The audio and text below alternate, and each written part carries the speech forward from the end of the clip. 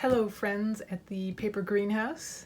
So today I want to go over one of the foundational techniques for making paper flowers, and that is ruffling. So I don't know about you, but when I think of a ruffly flower, one of the first things that comes to mind is an iris. So I have a few irises here. They're made with different sorts of paper. This pink one, is made with hand-painted Doublette, German Doublette. And this one here is made with Italian 90 gram. That's also been hand painted. So as you can see, the petals on these two irises have a different amount of ruffle, and that's because they are made with a different type of paper. So I'm going to show you some paper samples with the ruffling technique so you can see how different papers behave with the ruffle, how much ruffle and stretch you can get, and how you actually make the ruffle itself. So if you're not totally familiar with this technique or the different kinds of paper, I think you will find this demo to be really handy.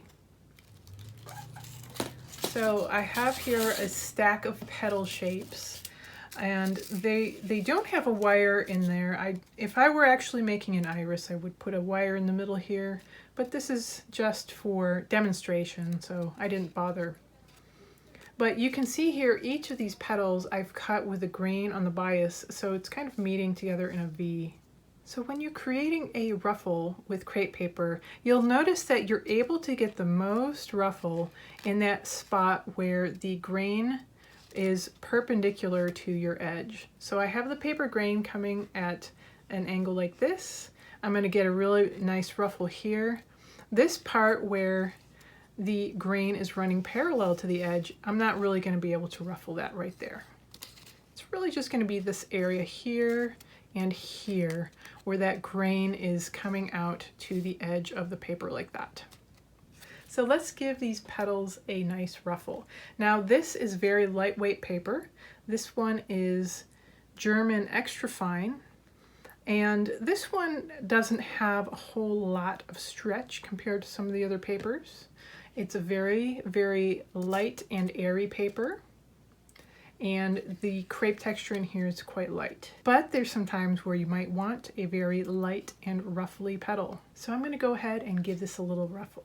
So I'm going to take the edge of my petal here between two of my fingers, then take another set of fingers over here, and I'm going to move my fingers, sort of twist them away from each other, almost like I was going to tear the paper, but I want to be careful not to do that. So I've made a little ruffle here. Now I'm going to put my fingers here on the other side of that ruffle, and I'm going to move my fingers in the opposite direction. So now I'm ruffling it away. So now I have this ruffle that goes up and down, and I'm going to kind of go down the edge of my paper all around and create this ruffle by alternating the direction that I'm turning my fingertips.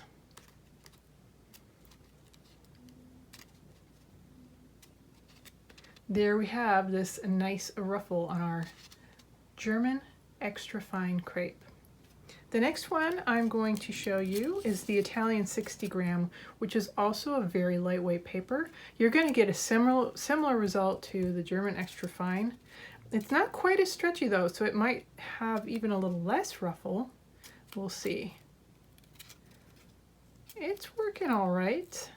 I'm getting a ruffle there.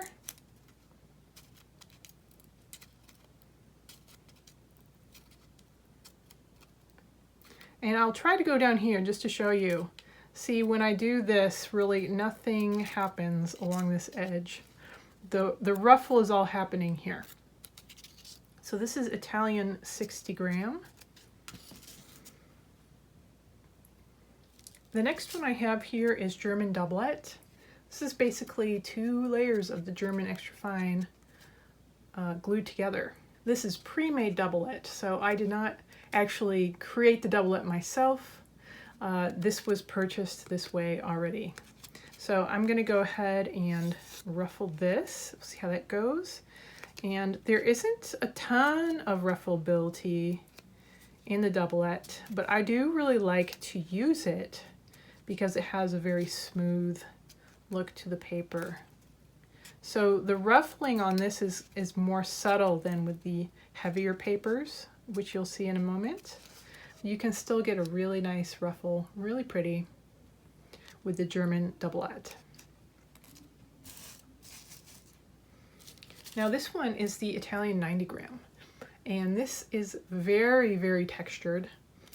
Even though it's not as heavy as the Italian 180 gram, the way that this paper is made, it's got so much crepe texture that you can get a huge amount of ruffle from this type of paper. So let's give this a go. Wow, look at that. I can really, really stretch this paper and get maximum ruffle with that. Now this one stretches so much that it's sometimes a little bit harder to work with because you're not quite sure what to do with all this ruffle.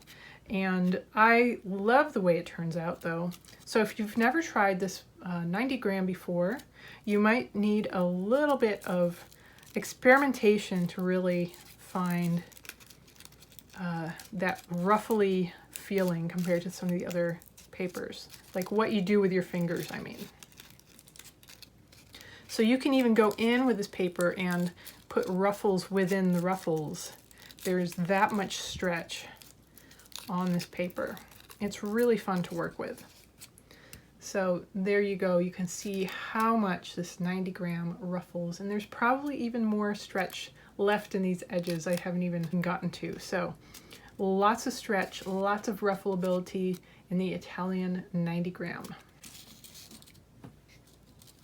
Here I have some Chinese crepe. This is the premium crepe from Mart, and this is about as lightweight in terms of the thickness of the paper as this 90 gram, but it doesn't have as much crepe texture. You can see it's spread a little further apart for this paper, but you can get really quite a nice ruffle with it.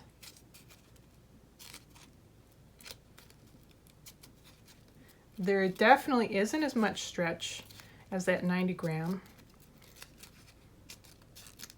but there's enough in here to get a nice ruffled edge.